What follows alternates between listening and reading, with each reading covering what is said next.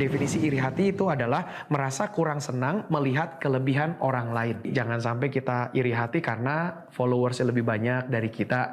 Yang kedua, yang memberikan respon likes, yang menyukainya lebih banyak dari kita. Kita jangan iri hati. Yang ketiga adalah jangan sampai juga postingannya kualitasnya lebih bagus daripada kita. Ketika kita mau siap bermedia sosial, kita mau masuk dalam dunia digital, kita mesti bisa mengendalikan iri hati dalam hati kita. Ya, salam sejahtera. Kembali berjumpa dalam program pembekalan karakter Faith Minutes Live yang selalu hadir setiap hari Kamis pukul 19.00 waktu Indonesia bagian Barat. Memang kita bersyukur kita bisa kembali berjumpa dalam pertemuan ini. Bapak Ibu Saudara-saudari yang ada menggunakan Facebook, YouTube, kita berjumpa, dan juga tentu yang menggunakan podcast. Saya juga senang bisa hadir di podcast Bapak Ibu Saudara-saudari semua dalam akun Faith Minutes Live di Spotify Podcast, Google Podcast, sampai kepada YouTube Podcast. Puji Tuhan.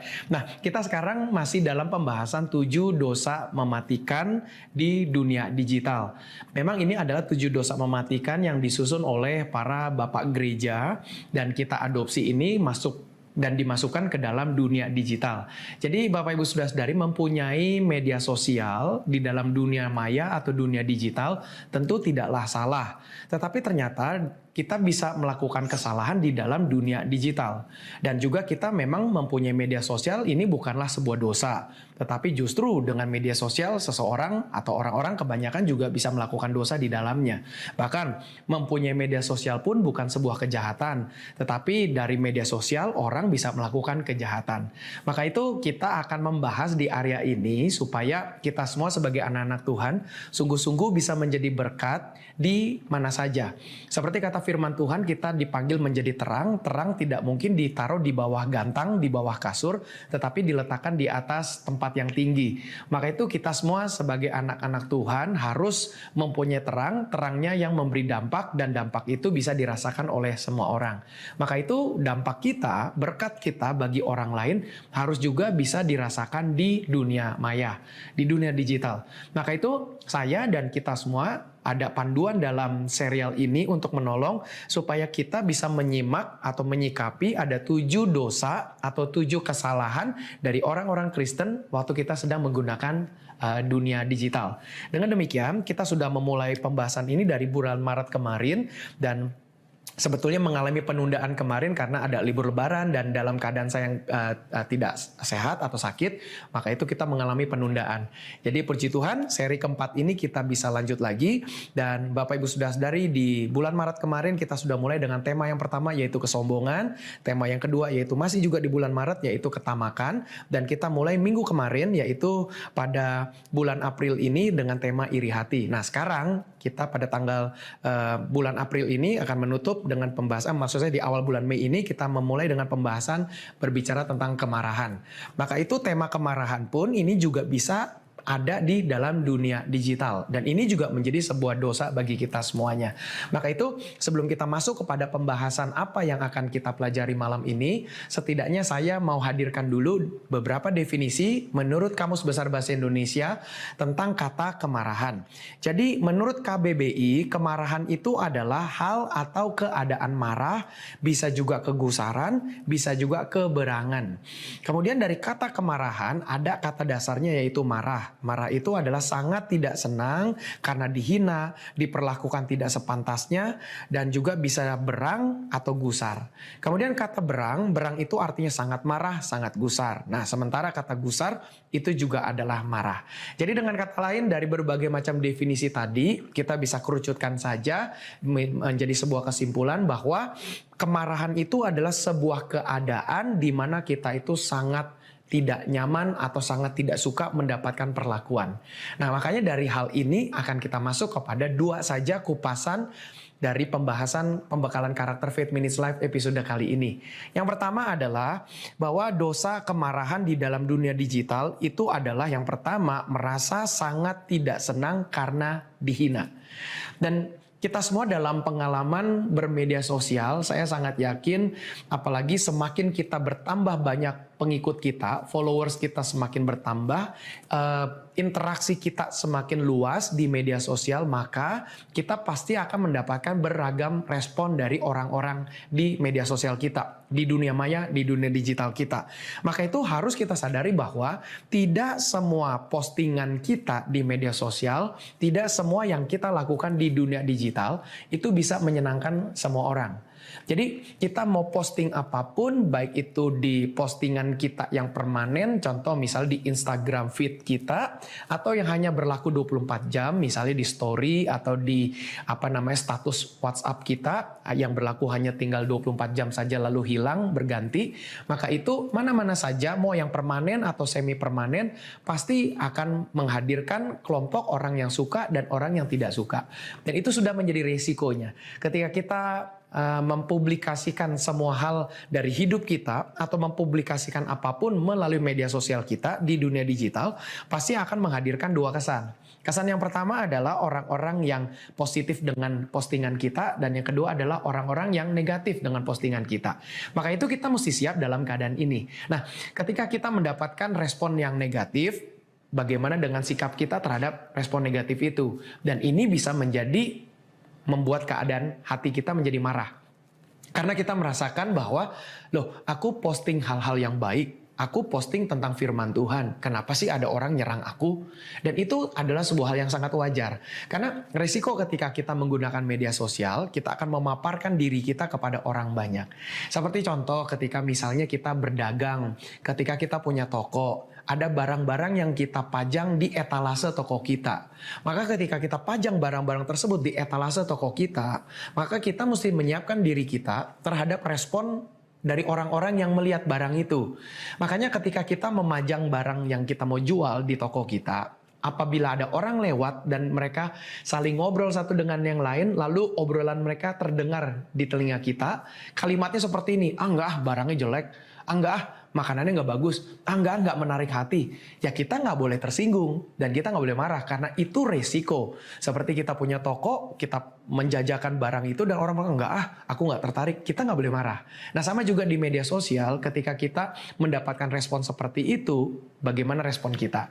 Nah respon kita adalah dalam hal ini jangan kita terpancing dalam kemarahan. Karena seperti definisi tadi dari Kamus Besar Bahasa Indonesia, kemarahan itu adalah keadaan atau perasaan sangat tidak suka karena kita dihina. Maka itu ketika kita dihina di media sosial kita, di dunia digital, kita sebagai orang Kristen tetap berada dalam panggilan menjadi anak terang. Maka itu kita harus menjaga sikap kita bagaimana dengan keadaan seperti itu. Kita harus ingat, jangan pernah lupakan apapun yang kita publikasikan di dunia nyata maupun di dunia maya pasti akan melahirkan dua kutub. Kutub yang pertama positif, kutub yang kedua adalah kutub negatif. Kita pasti akan juga mempunyai dua kelompok. Kelompok yang pertama adalah fans, para pendukung penyuka kita. Kelompok yang ketiga adalah musuh-musuh yang tidak suka dengan kita. Nah, kita harus siap dengan hal itu. Oke, makanya kita mesti jaga supaya kita jangan sampai merasa tidak senang karena kita merasa dihina. Itulah yang pertama. Kalau kita menjadi marah, kita menjadi tidak suka, maka itu sudah masuk dalam kategori dosa dalam dunia digital. Tentu sebagai orang Kristen kita mesti siap bahwa diri kita mengalami aniaya, diri kita mengalami hinaan. Tentu hinaan itu dalam koridor menjadi pengikut Kristus. Makanya kalau kita posting hal-hal yang baik, misalnya ketika kita posting ada ayat-ayat firman Tuhan, lalu ada orang yang menghina kita, jangan marah. Jadi kalau mungkin Bapak Ibu Saudara-saudari bertanya dengan saya mau berbagi tips sederhana saja. Bagi saya sih kalau di media sosial saya ada yang komentar tidak baik, ada yang komentar sudah mengandung sara, itu sudah pasti saya akan hapus komentar itu. Begitu. Kenapa alasannya? Alasan yang pertama, saya mau menciptakan lingkungan yang ramah bagi orang-orang yang memfollow saya. Jadi itu argumentasinya. Jadi dengan kata lain, ini kan media sosialnya saya memposting hal-hal yang baik dan rindu supaya orang-orang bisa terberkati dan Kristus bisa dikenal. Setidaknya itu target saya. Ketika ada orang-orang yang komentar negatif, tidak suka, itu lumrah, itu wajar. Tapi kalau mereka melakukan komentar yang tidak baik di medsos saya juga punya hak untuk bisa menghapusnya. Toh juga di media sosial tersebut diberikan fitur untuk menghapus komentar. Maka itu saya pikir ini bukan pelanggaran hukum, ini bukan suatu pelanggaran etika. Bagi saya adalah dia sudah menuliskan komentar yang negatif saja, dia sendiri melanggar etika sopan santun dalam budaya timur buat kita orang-orang Indonesia. Maka itu saya juga punya hak dong, karena ada tombol untuk menghapus, maka saya bisa menggunakan tombol itu. Tujuannya adalah supaya semua yang follow saya, dan yang follow saya pun juga yang melihat medsos saya bukan hanya orang-orang dewasa saja. Ada juga anak-anak remaja, ada anak yang lebih muda lagi. Dan kita juga tahu kan bahwa ya tidak sedikitlah anak-anak yang belum cukup usia untuk mempunyai media sosial. Akhirnya mereka membuat akun palsu, kemudian memfiktifkan usia mereka sehingga mereka bisa punya media sosial itu, akhirnya mereka buat. Intinya adalah saya hanya ingin menciptakan zona yang nyaman, zona yang aman buat semuanya. Jadi kalau sudah ada komentar yang berkaitan dengan SARA, apa itu SARA? SARA itu apa ya, itu ya kepanjangannya. Jadi itu bisa bicara tentang ras, bicara tentang agama, suku. Maka ketika sudah menyinggung itu, bagi saya maaf, di media sosial saya itu nggak berlaku, pasti saya hapus. Dengan kata lain, saya hanya mau supaya semua yang komentar itu adalah orang-orang yang baik saja. Oke, kemudian berikutnya harus diingat baik-baik bahwa postingan yang baik saja di media sosial kita ada musuhnya. Terlebih lagi kalau kita posting yang tidak baik. Maka itu sebagai anak Tuhan, sebagai orang Kristen, kita harus ingat baik-baik, posting yang baik saja ada musuhnya. Gimana posting yang tidak baik? Maka itu kita mesti posting yang baik terus, supaya kita bisa menjadi berkat bagi orang, sehingga orang bisa terberkati. Yang penting dari diri kita adalah kita menjaga agar kita tidak mengalami kemarahan. Puji Tuhan. Yang kedua, yang terakhir. Kemudian yang kedua adalah sesuai definisi yang tadi, kemarahan adalah merasa sangat tidak senang karena diperlakukan tidak sepantasnya. Kalau tadi itu dihina, itu relatif lebih gampang, mudah untuk kita seleksi. Misalnya ketika dia sudah menyinggung SARA, maka itu kita bisa berkata, oh dia udah main SARA, kita hapus aja. Oke, nah tetapi ada lagi yang lain, tidak menyinggung SARA, tapi menyinggung perasaan. Menyinggung perasaan itu misalnya kita diperlakukan tidak sepantasnya. Karena standar kepantasan dari si A dengan si B itu belum tentu sama. Saya ulangi sekali lagi, standar kepantasan antara si A dengan si B belum tentu sama. Dan ini semua berbeda dari tingkat kedewasaan orang-orang tersebut. Saya contohnya, ketika semakin lama saya bertambah umur, saya bertambah dewasa, semakin lama saya banyak baca Alkitab, saya makin mendalami Alkitab dan firman Tuhan, maka pasti saya lebih terampil lagi dalam mempraktekkan firman Tuhan dari saya yang sebelum-sebelumnya. Maka itu saya di tahun 2000, kira-kira 24 tahun yang lalu, ketika diperlakukan sesuatu, saya saat itu yang belum dewasa, merasa ini tidak pantas.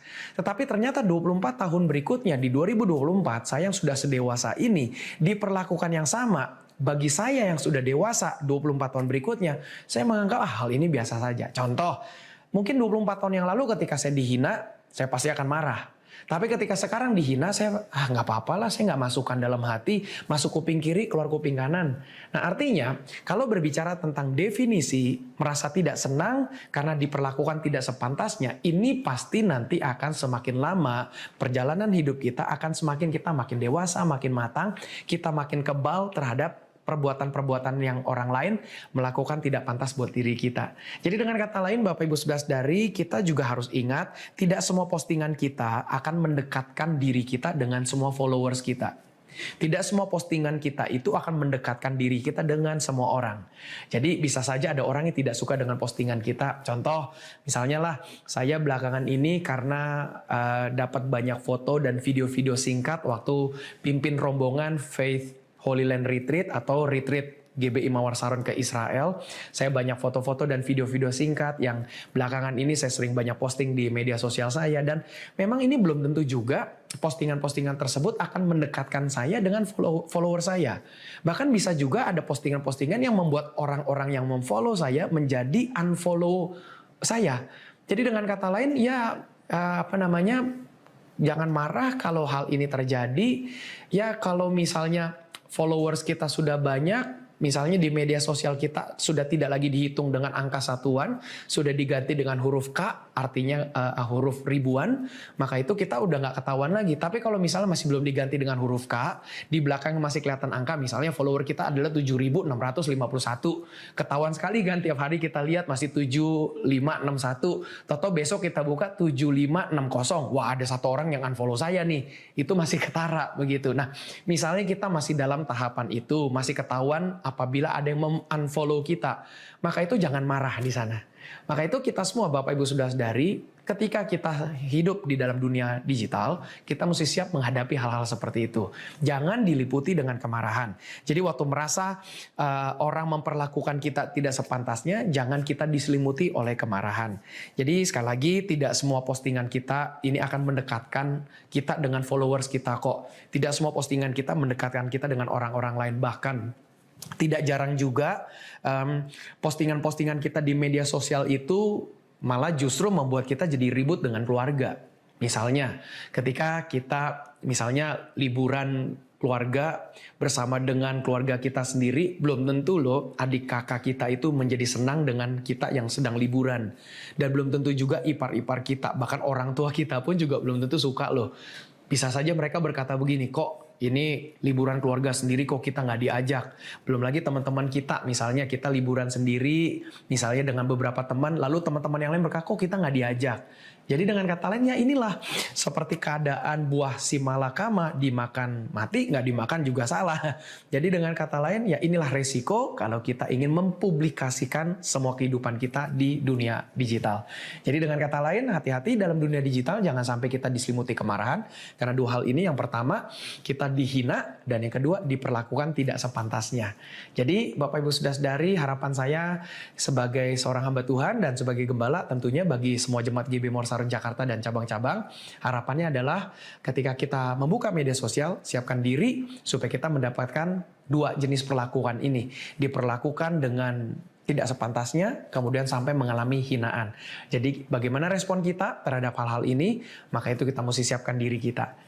Baik, saya rasa itu saja yang saya mau bagikan, biar apa yang sudah Bapak Ibu sudah dapatkan ini bisa menolong dan memberkati kita semua, dan membantu kita dalam menggunakan media sosial supaya kita bisa terus menjadi berkat bagi banyak orang. Puji Tuhan.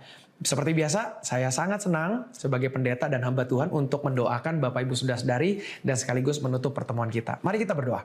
Bapa dalam sorga, terima kasih untuk pembekalan seri keempat ini dari Faith Minutes Live. Kami bersyukur bahwa bimbingan Tuhan semakin nyata, langkah-langkah praktis yang Tuhan berikan bagi kami. Biarlah ketika kami menggunakan media sosial, sungguh-sungguh kami bisa menjadi berkat bagi orang lain. Terima kasih Bapak. Sekali lagi, biarlah Tuhan bimbing kami supaya ketika kami berdunia digital, kami ada di sana, kami tidak terpancing untuk terlibat dalam kemarahan. Terima kasih Bapak, berkati semua kami. Apabila kami punya pergumulan hidup, Tuhan tolong. Kami yang sakit, Tuhan sembuhkan dalam nama Tuhan Yesus. Terima kasih Bapak, berkati usaha pekerjaan kami, studi kami semua. Biarlah Tuhan buat kami berhasil, mudahkan semua langkah-langkah kami, sehingga kami semua dapat menikmati berkat Tuhan dan karunia Tuhan yang Tuhan titipkan dapat berlipat kali ganda. Terima kasih Bapak, ini doa syukur kami, sekaligus menutup pertemuan Faith Minutes Live episode seri keempat ini, hanya ke dalam nama Tuhan Yesus Kristus kami berdoa dan mengucap syukur. Amin. Baik, puji Tuhan. Bapak Ibu Saudara-saudari yang menggunakan YouTube, silakan boleh subscribe akun YouTube GBI Mawar Saron TV.